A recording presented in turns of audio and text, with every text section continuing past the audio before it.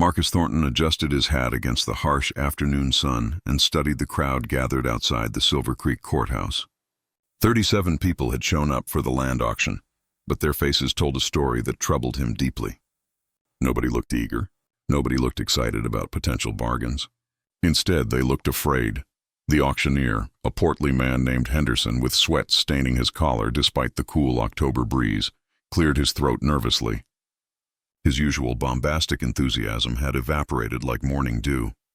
"Next item," Henderson announced, his voice cracking slightly. The Mackenzie homestead. 40 acres of prime bottomland with a 2-story house, barn, well, and established orchard. Starting bid is $1. $1 for 40 acres. Marcus felt his pulse quicken. He'd come to Silver Creek with exactly $53 to his name, hoping to find cheap land where he could start fresh after the war. This was beyond cheap. This was impossible. The silence stretched uncomfortably.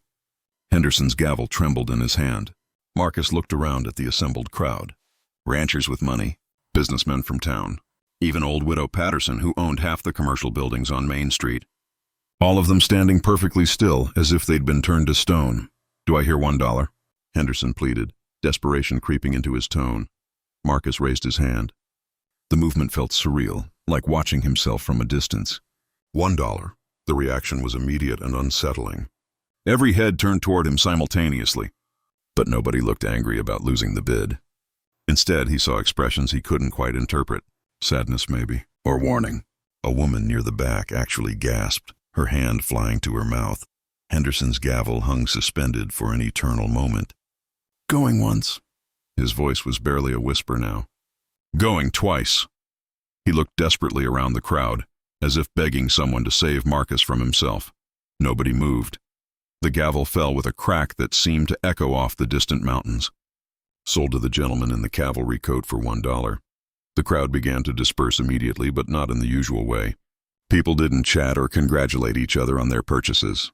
They simply melted away, quickly and quietly, like mourners leaving a funeral. Several cast backward glances at Marcus, their faces grim. As Marcus approached the auction table to complete his purchase, an elderly man with a magnificent white beard intercepted him. "Son," he said quietly, gripping Marcus's arm with surprising strength. "You need to leave Silver Creek tonight. Don't even go look at that property." "Why?" "What's wrong with it?" The old man glanced around nervously before leaning closer. "Nothing's wrong with the land or the house. It's what happened there. What's still happening there." He released Marcus's arm and walked away, before any further questions could be asked. Henderson handed Marcus the deed with shaking hands, his eyes refusing to meet Marcus's. "The property is legally yours," he said in a monotone. "Witnessed and recorded. God help you. What's everyone so worried about?" Henderson's mouth opened, then closed. He shook his head slowly and began gathering his papers with excessive care, clearly ending the conversation. But just before Marcus turned to leave, the auctioneer whispered one word. "Jackson." Marcus didn't understand, but he felt ice forming in his stomach. Something was very, very wrong with his $1 bargain. The ride to the Mackenzie homestead took Marcus through some of the most beautiful country he'd ever seen. Rolling hills covered with autumn grass that glowed golden in the late afternoon sun. A clear creek running through a stand of cottonwoods. In the distance, mountains rose like purple walls against the sky. The house itself was even better than advertised. 2 full stories of solid timber construction, with glass windows that weren't broken and a stone chimney that looked professionally built. The barn was sturdy, the corral fences intact. An apple orchard behind the house still bore fruit, though nobody had harvested it this year. Marcus dismounted and tied his horse to the porch railing. The front door was unlocked. Inside, he found furniture still in place, dishes in the cupboards, even curtains on the windows. It looked like a family had simply walked away from their lives one day and never returned. But something was off. As Marcus explored the first floor, he noticed details that didn't fit the abandonment narrative. No dust. The air didn't smell stale or moldy. The wood stove showed signs of recent use, ashes still soft in the firebox.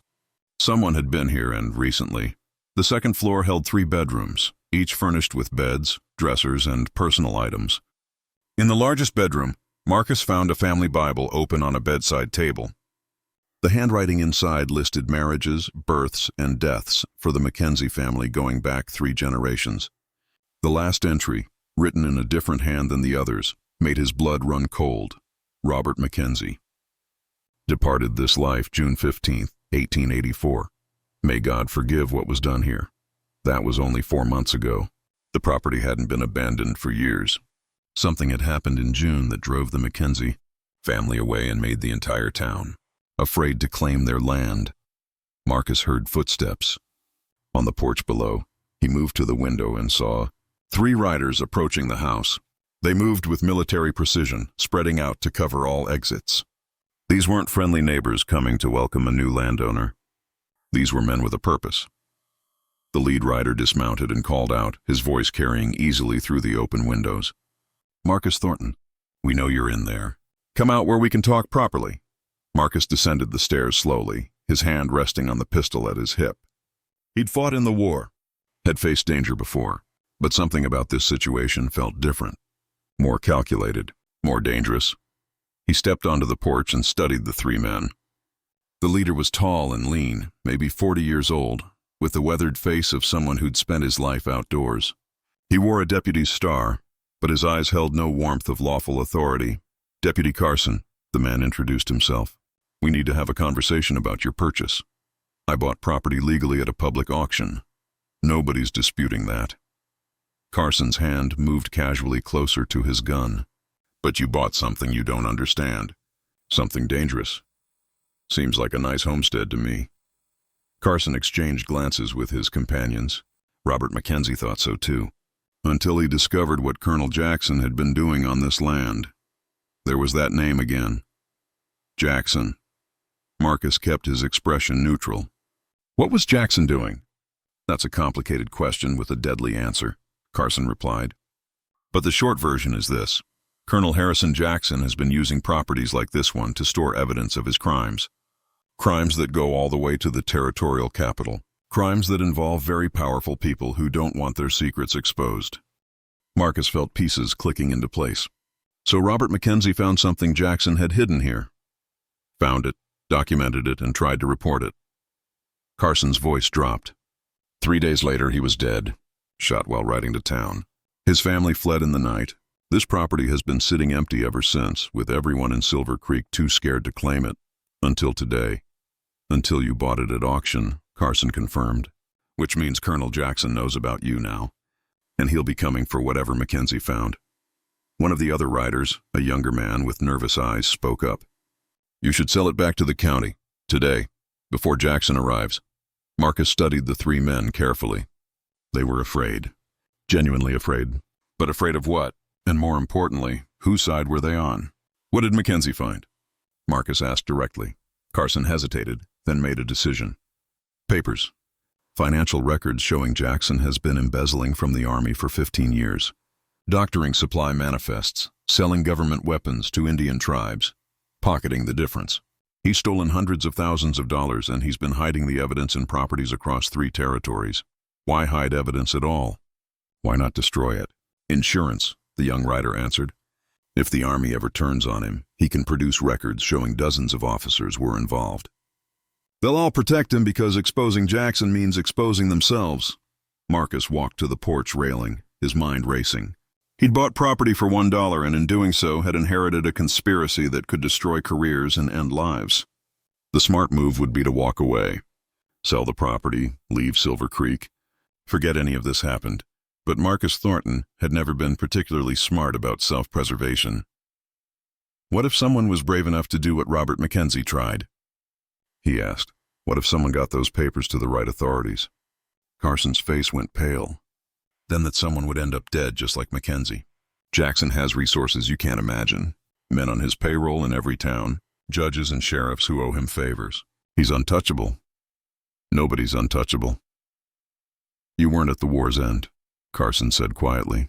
You didn't see what Jackson did to prisoners who testified against him during the military tribunals. Men disappeared. Families were threatened. Witnesses recanted their statements or died in convenient accidents. Jackson has been operating outside the law for so long, he's become a force of nature. You don't fight him. You just try to survive him. Marcus looked at the homestead he'd purchased for $1. Beautiful land, good water, a house that could shelter a family through harsh winters. Robert Mackenzie had tried to live here peacefully and had discovered something that cost him his life. "Where are the papers?" Marcus asked. "Don't do this," Carson pleaded. "I'm trying to save your life. Where are they?" The deputy pointed toward the barn. Mackenzie built a false wall in the tack room. Behind it is a metal box containing everything he documented about Jackson's crimes. "But I'm telling you, the moment you touch that box, you're a dead man walking." Marcus nodded slowly. "Thank you for the warning, deputy. I'll take it under advisement." Carson mounted his horse, his expression a mixture of respect and pity. "You remind me of Mackenzie. Same stubborn courage, same foolish idealism." He turned his horse toward town. "I hope you fare better than he did." The three riders departed, leaving Marcus alone with his thoughts and his $1 property that came with a death sentence. Marcus waited until full darkness before approaching the barn. He carried no lantern, relying on moonlight and his memory of the barn's layout from his earlier exploration. If someone was watching the property, and Carson's warning suggested someone definitely was, he didn't want to advertise his intentions. The barn smelled of hay and old leather. Marcus made his way carefully to the tack room, feeling along the walls until he found what he was looking for. One section of planking sounded different when he tapped. Hollow. He worked his knife into the gaps between boards and pried gently. The false wall came away to reveal a cavity containing a metal strongbox roughly the size of a bread box. Marcus lifted it carefully and was surprised by its weight. He carried it back to the house, secured the doors and windows, and lit a single candle in the kitchen. The box wasn't locked. Inside, he found exactly what Carson had described: meticulously organized financial records spanning 15 years. Ledgers showing Army supply requisitions alongside actual delivery manifests. The discrepancies were staggering. Where the Army had ordered 500 rifles, only 300 had been delivered to frontier posts. The missing 200 had been sold to various tribal groups at a profit, but the weapons were just the beginning. Ammunition, horses, medical supplies, food rations, all had been systematically diverted and sold by Colonel Jackson and a network of accomplices that reached shockingly high into military and civilian government. Marcus found a separate folder containing personal correspondence between Jackson and various corrupt officials, letters detailing payoff amounts, threats against potential whistleblowers, and casual discussions of murder as a problem-solving technique. One letter, dated May 20th, 1884, was particularly chilling. "The Mackenzie situation has become untenable. He's been asking questions about the supply discrepancies and has started documenting irregularities. Recommend immediate action before he can report his findings. We'll compensate you according to our usual arrangement." H.J. Robert Mackenzie had been marked for death a month before he was killed, and he'd known it was coming, which explained why he'd hidden these documents so carefully. At the bottom of the strongbox, Marcus found a letter addressed to "Whoever finds this." The handwriting was shaky, but determined.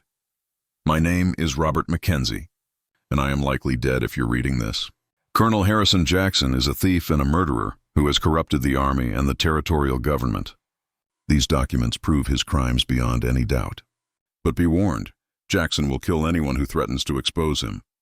He has powerful friends who will protect him at any cost. I'm hiding these papers not to save myself, but in hopes that someday someone braver or more foolish than me will use them to bring Jackson to justice. If that's you, God be with you. You'll need his help more than mine. Tell my wife Elizabeth. I'm sorry I couldn't keep my promise to grow old with her. Tell my children their father died trying to do what was right. That has to count for something.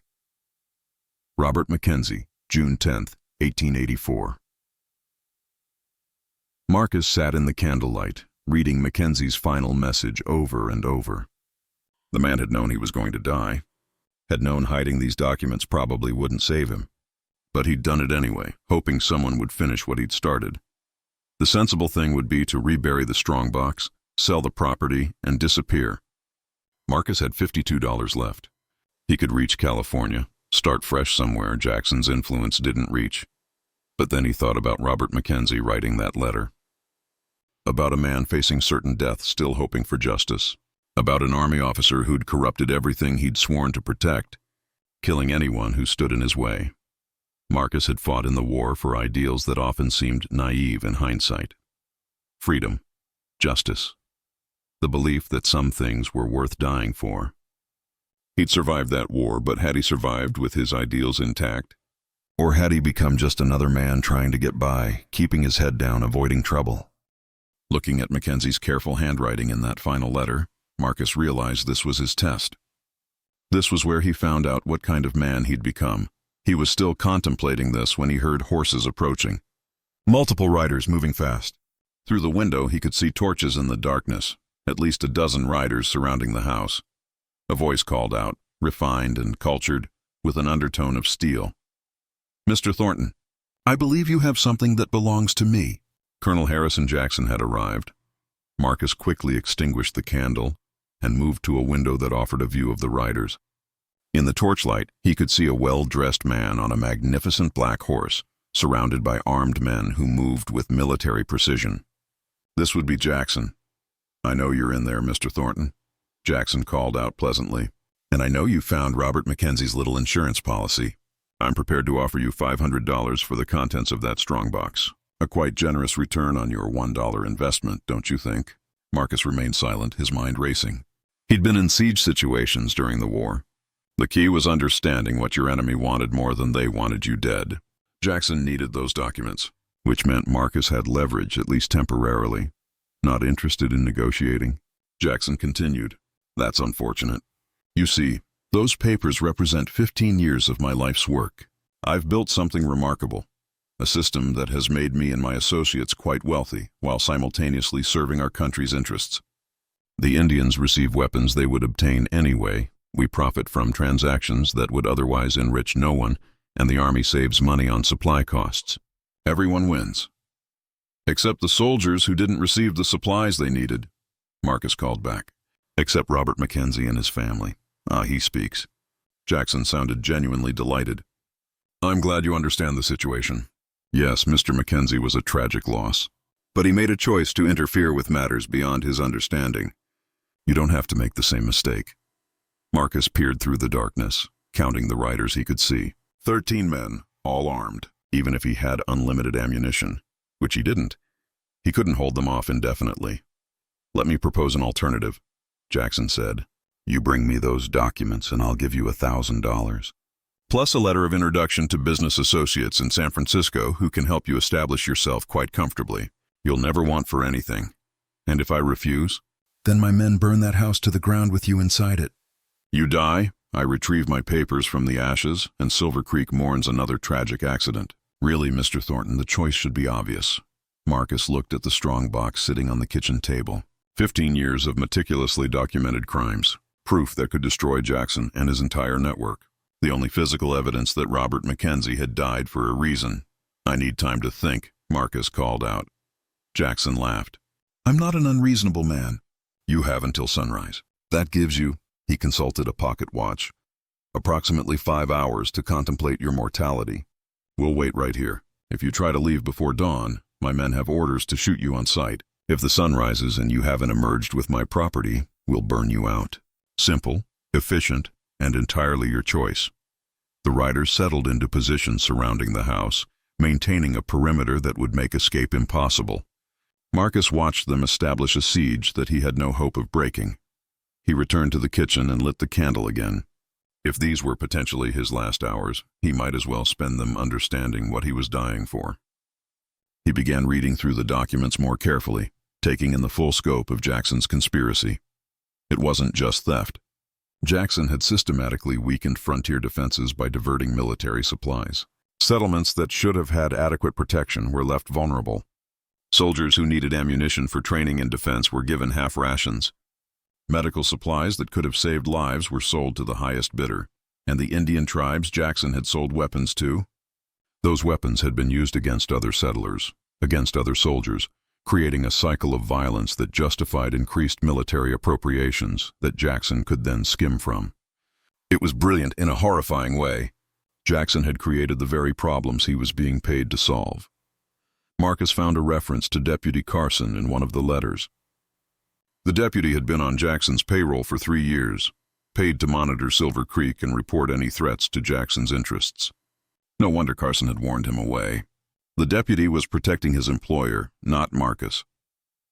As Marcus read deeper into the documents, he discovered something that changed everything. Jackson wasn't acting alone or even as the mastermind. These papers showed he was taking orders from someone higher up the chain of command. Someone in Washington. Someone with the power to protect Jackson because exposing the colonel would expose them. A name appeared repeatedly in the correspondence: Senator William Hartshorn, chairman of the Senate Military Affairs Committee. The very man responsible for overseeing military spending had been profiting from its theft. Marcus realized he wasn't just holding evidence against one corrupt officer.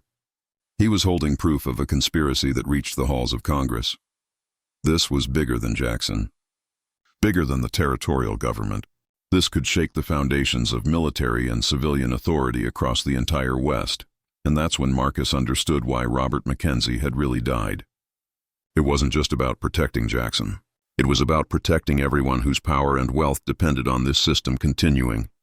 Expose Jackson, and you'd have to expose Hartshorn. Expose Hartshorn, and dozens of other senators, representatives, and military officers would fall. The conspiracy was protected by its own enormity. Too many powerful people had too much to lose. Marcus heard a noise from the basement. He froze, listening intently. There it was again, a scraping sound, like wood moving against stone. Someone was in the house. He drew his pistol and moved silently toward the basement door. As he descended the stairs, he could see a faint light from below. Someone had entered through an old root cellar entrance he hadn't even known existed.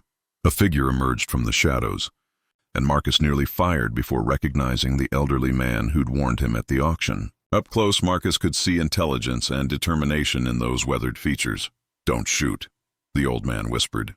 "Name's Thomas Pike. I was Robert McKenzie's friend. I'm here to help you escape." "Escape to where?" "Jackson has the house surrounded, not the whole property. These old homesteads all have emergency exits. McKenzie built a tunnel from this basement to the barn. From there, we can reach the creek and follow it north. Jackson's men won't see us if we're careful." Marcus hesitated. "Why are you helping me?" Pike's expression hardened. "Because Robert was like a son to me. I taught him everything he knew about land management, about building a life out here. And I stood by and did nothing while Jackson had him murdered. I'm too old and too cowardly to use those papers myself, but I can at least help someone else try. Jackson will know you helped me escape. I'm 83 years old, son." "What's he going to do, kill me?" Pike smiled grimly. "Actually, he probably will. But I've lived long enough. Robert deserved better than what he got. His death should mean something."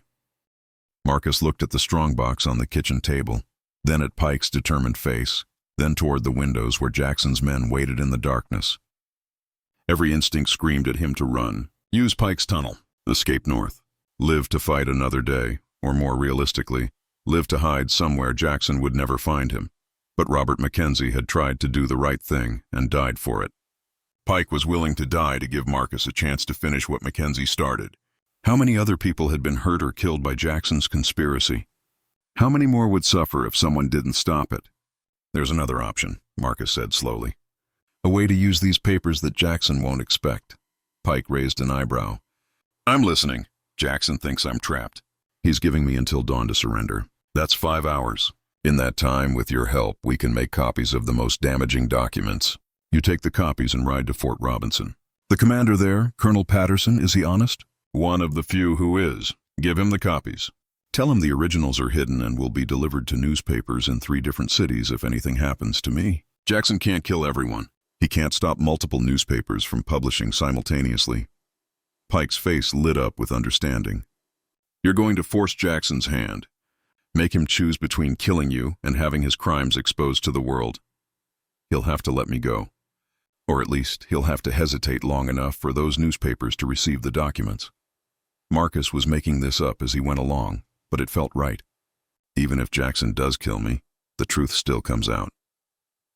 "You're asking me to ride 40 miles through Indian Territory in the middle of the night," Pike said. "At my age, I might not survive the journey. I know. I'm sorry." Pike shook his head, smiling. "Don't be. I told you I've lived long enough. Dying while actually doing something useful would be a fine way to end things." He extended his hand. "Let's get to work. We have 5 hours to save your life and destroy Harrison Jackson's empire." They worked through the night, carefully copying the most incriminating documents by candlelight. Marcus's handwriting grew cramped and painful, but he pushed through, knowing every page might mean the difference between justice and continued corruption. Pike proved invaluable, identifying which documents would be most damaging, which names would cause the biggest scandals, which financial records were most incontrovertible. The old man had clearly been thinking about this for months, waiting for someone brave or foolish enough to act. As the first gray light of dawn began touching the horizon, Pike prepared to leave through the tunnel. He carried copies of 73 documents in a leather satchel. Not everything, but enough to destroy Jackson and Hartshorn completely. "If I don't make it," Pike said at the tunnel entrance, "you fight like hell, boy. Robert Mackenzie deserves that much." "You'll make it," Marcus replied, though he had no idea if that was true. "Thank you for this." "For everything." Pike nodded and disappeared into the darkness of the tunnel. Marcus heard him moving through the underground passage toward the barn, then nothing. Either Pike had made it to safety, or Jackson's men had discovered him. Marcus would know soon enough. He returned upstairs and positioned himself near the front window. The sun was rising, painting the eastern sky in shades of orange and red.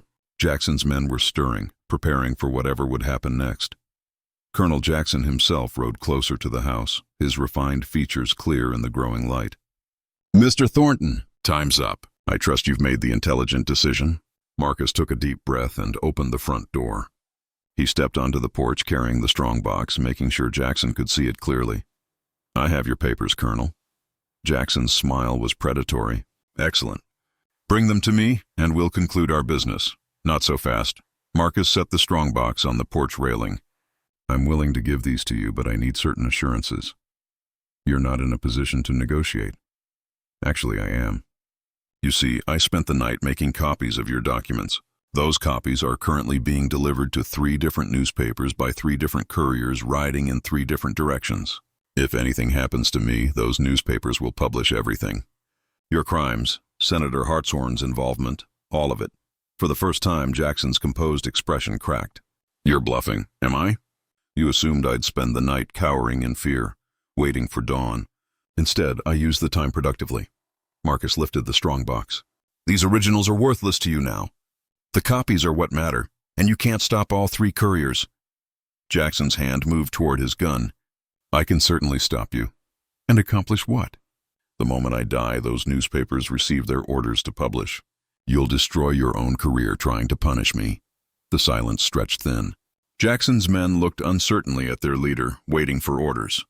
Marcus could see the calculation happening behind Jackson's eyes. Was this young fool really brave enough to have done what he claimed, or was it a desperate bluff? "Stand down," Jackson said finally to his men. "All of you." He dismounted and walked slowly toward the porch, his hands away from his weapons. "Let's discuss this reasonably, Mr. Thornton." Marcus tensed. Jackson was too calm, too controlled. This was a man who'd been playing a dangerous game for 15 years. He wouldn't give up so easily. "There's nothing to discuss. You leave me alone, and those newspapers never receive their orders to publish. You threaten me, and your empire collapses." Jackson reached the porch steps and paused, studying Marcus with genuine curiosity. "You know what's remarkable? You actually believe you're going to win. That's the same delusion that got Robert Mackenzie killed. Mackenzie didn't have what I have. He didn't have leverage. Neither do you."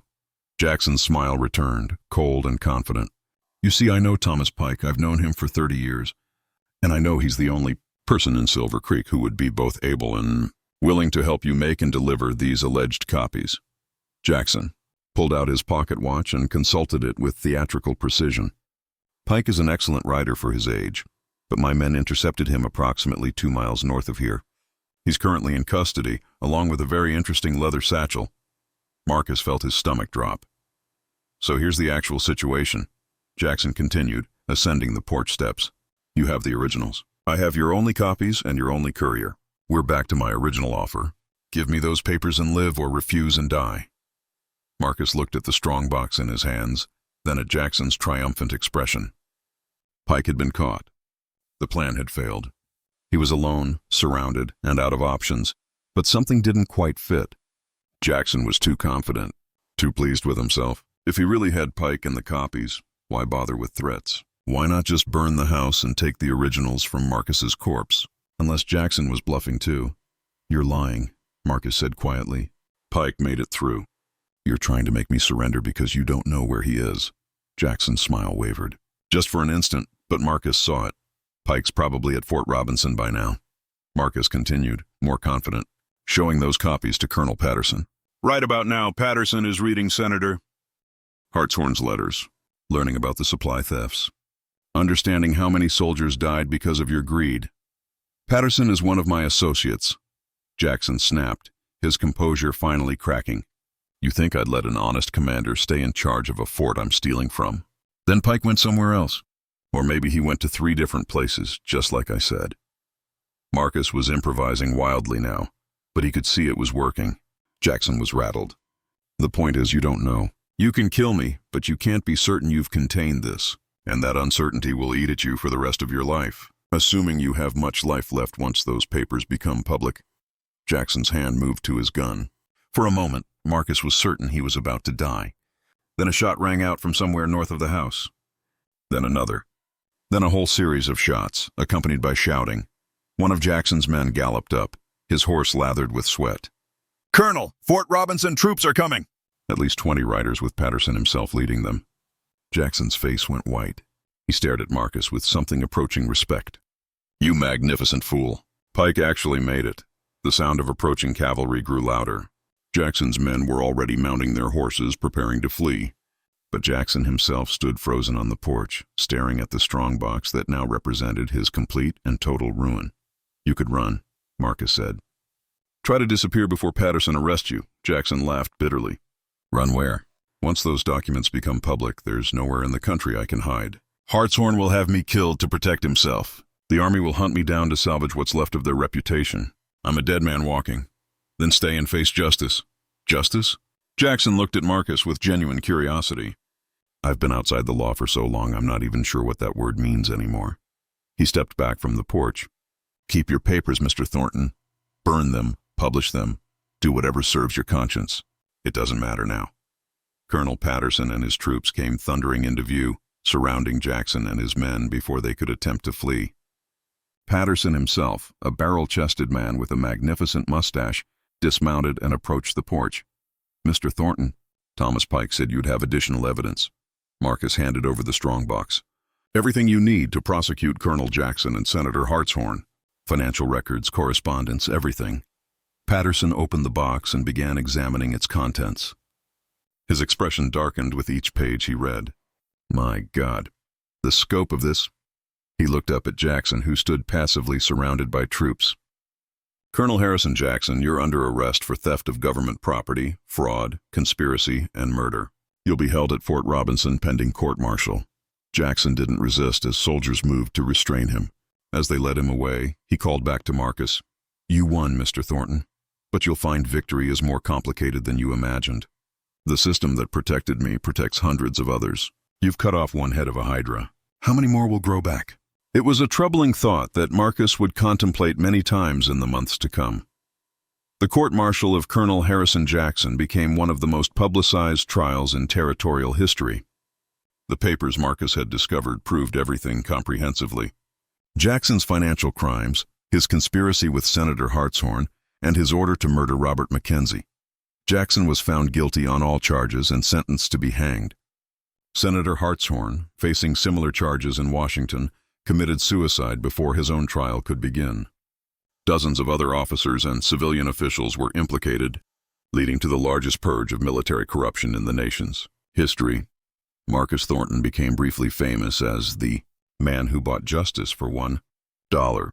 Newspapers across the country covered his story. He received offers to write a book, to lecture, to enter politics. He declined them all. Instead, he kept the Mackenzie homestead and ran it as a cattle operation, using the reward money from the government to build it into a proper ranch. He hired Elizabeth Mackenzie as his bookkeeper and gave her a percentage of the ranch's profits. It was the least he could do for the widow of the man whose courage had made everything possible. Thomas Pike survived his midnight ride but died 6 months later of pneumonia. Marcus paid for a headstone that read, "Thomas Pike, he rode for justice." Elizabeth Mackenzie cried at the funeral. She'd lost her husband to Jackson's evil, but Pike had avenged that loss. It wasn't enough, but it was something. Marcus never married, though Elizabeth eventually did, to a good man who treated her children well. Marcus became a successful rancher and a respected member of the Silver Creek community. But he never forgot Jackson's final words about hydras and multiple heads. The colonel had been right. Exposing one conspiracy didn't eliminate corruption. It just made the remaining corruption more careful. Marcus spent the rest of his life wondering how many other sealed strongboxes were hidden across the West, waiting for someone brave or foolish enough to open them.